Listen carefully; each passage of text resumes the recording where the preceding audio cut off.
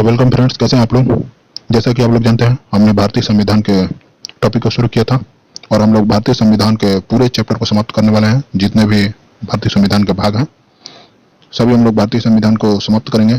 जैसा कि आप लोग जानते हैं, ये क्वेश्चन एनसीईआरटी और लूसेंट से लिए गए हैं। तो आज के नए एपिसोड में आप लोग का स्वागत है। तो चलिए चलते हैं। जैसा कि आप लोग जानते हैं, हम लोग डेली 10 से 15 क्वेश्चन का प्रैक्टिस करते हैं। तो आज भी हम लोग 15 क्वेश्चन का प्रैक्टिस करेंगे।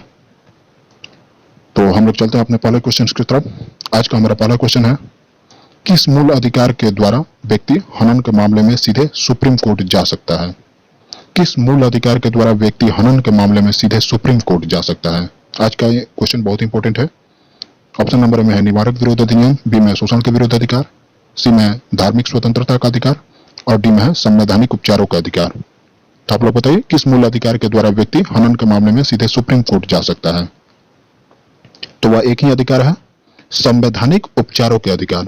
संवैधानिक उपचारों के अधिकार के तहत व्यक्ति मूल अधिकारों के हनन के मामले में सीधे सुप्रीम कोर्ट जा सकता है। तो हमारा ऑप्शन नंबर डी सही है। चलते हैं अगले क्वेश्चन की तरफ। आज के क्वेश्चन बहुत ही इंपॉर्टेंट है।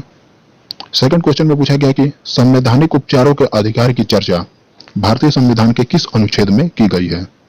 संवैधानिक उपचारों के अधिकार की चर्चा भारतीय संविधान के किस अनुच्छेद में की गई है। तो ए में अनुच्छेद 21 में, बी में अनुच्छेद 31 में, सी में अनुच्छेद 32 में और डी में अनुच्छेद 33 में। तो आप लोग बताइए।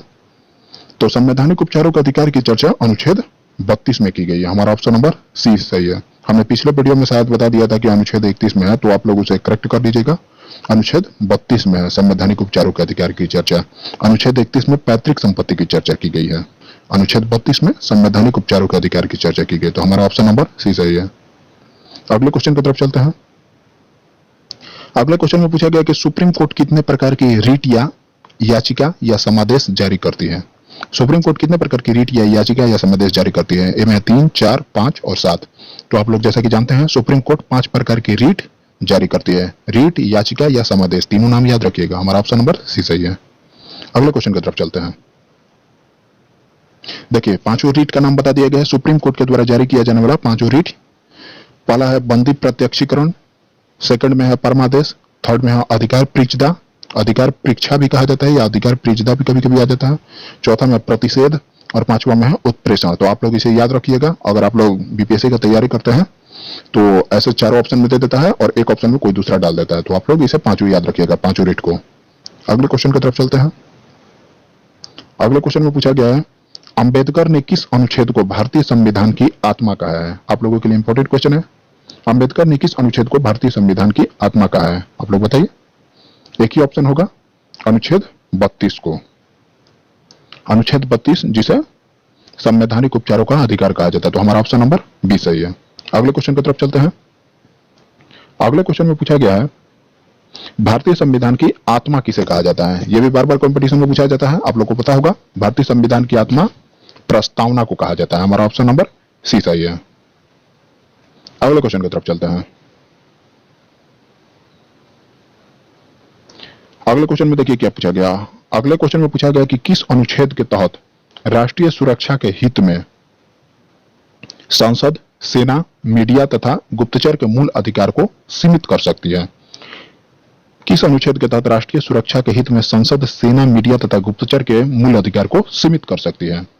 किस अनुच्छेद के तहत आप लोग बताइए। तो अनुच्छेद, आप लोग बताइए।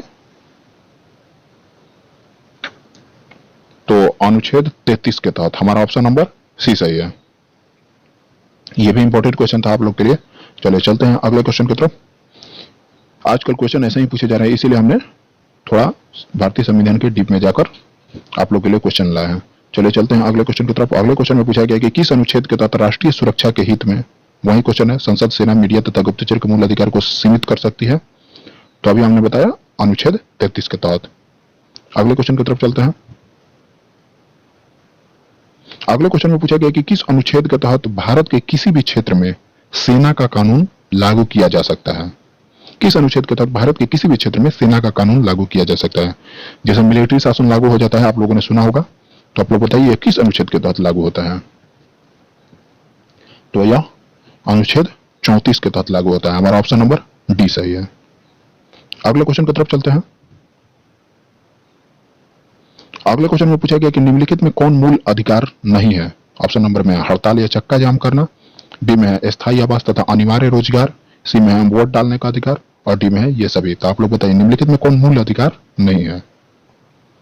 तो ये तीनों में से कोई मूल अधिकार नहीं है। हमारा ऑप्शन नंबर डी सही होगा, ये कोई मूल अधिकार नहीं है। अगले क्वेश्चन की तरफ चलते हैं। अगले क्वेश्चन में पूछा गया कि निम्नलिखित में कौन राजनीतिक अधिकार है। वही ऑप्शन में है कौन राजनीतिक अधिकार है। तो हमारा ऑप्शन नंबर सी सही होगा, वोट डालने का अधिकार हमारा राजनीतिक अधिकार है, न कि मूल अधिकार। तो हमारा ऑप्शन नंबर सी सही होगा। अगले क्वेश्चन की तरफ चलते हैं। अगले क्वेश्चन में पूछा गया कि मूल अधिकार को कुछ समय के लिए कौन निलंबित कर सकते हैं। मूल अधिकार को कुछ समय के लिए कौन निलंबित कर सकते हैं। आप लोग बताइए मूल अधिकार को कुछ समय के लिए कौन निलंबित कर सकते हैं। ऑप्शन नंबर में प्रधानमंत्री, बी में है राष्ट्रपति, सी में सुप्रीम कोर्ट और डी में नन ऑफ दीज। तो मूल अधिकार को कुछ समय के लिए राष्ट्रपति निलंबित कर सकते हैं। हमारा ऑप्शन नंबर बी सही है। अगले क्वेश्चन की तरफ चलते हैं।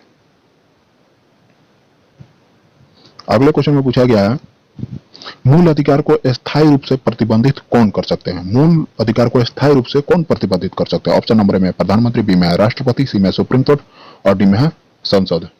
तो आप लोग बताइए मूल अधिकार को स्थायी रूप से प्रतिबंधित कौन कर सकते हैं।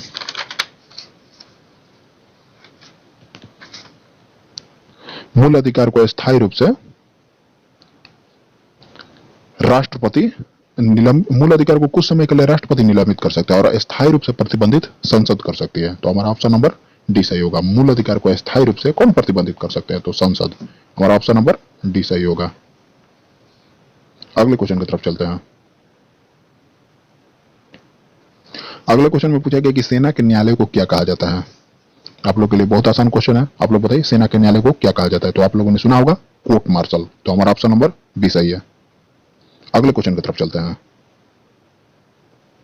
अगले क्वेश्चन में पूछा गया कि सबसे कठोर मार्शल लॉ कौन सा है। ऑप्शन नंबर में है AFPTA, बी में है AFSPA और सी में है AFTRA और डी में है DRDOA।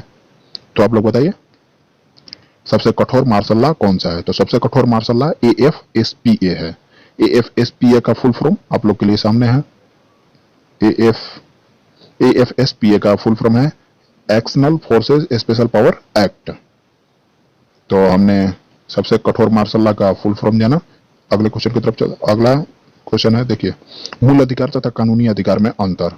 तो ये भी आप लोग के लिए जाना इंपॉर्टेंट है कि मूल अधिकार तथा कानूनी अधिकार में क्या अंतर है। क्यों पैतृक संपत्ति या संपत्ति के अधिकार को मूल अधिकार से हटाकर कानूनी अधिकार में कर दिया गया। तो देखिए मूल अधिकार को हमसे सरकार या जनता कोई नहीं छीन सकता है। मूल अधिकार को सरकार या जनता कोई नहीं छीन सकता है, जबकि कानूनी अधिकार को तो जनता नहीं छीन सकता, किंतु सरकार छीन सकती है। जैसे भूमि अधिग्रहण विधेयक लाया गया है, भूमि अधिग्रहण विधेयक के तहत सरकार हमारी जमीन को छीन सकती है, जो कि हमारा कानूनी अधिकार है। और यही अगर संपत्ति का अधिकार मूल अधिकार होता तो सरकार हमसे नहीं छीन सकती। तो चलिए रहने देते हैं आज के लिए, बस इतना ही। वीडियो का अच्छा लगा होगा तो जरूर लाइक कीजिएगा, चैनल को सब्सक्राइब कीजिएगा और कोई डाउट हो तो जरूर कमेंट कीजिएगा। तो जय हिंद, जय भारत।